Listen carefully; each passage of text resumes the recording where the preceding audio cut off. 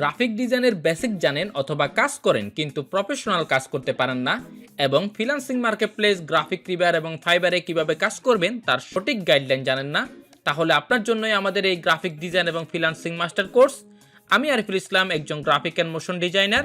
2015 থেকে international marketplace graphic রিভারে কাজ করে আসতেছি। প্রায় 350+ আইটেম অ্যাপ্রুভ রয়েছে এবং ফাইবারে লেভেল 2 সেলার, এবং ইউটিউবে টেকির একাডেমি চ্যানেলে প্রতিনিয়ত ডিজাইন এবং মোশন গ্রাফিক্স নিয়ে টিউটোরিয়াল শেয়ার করে থাকি।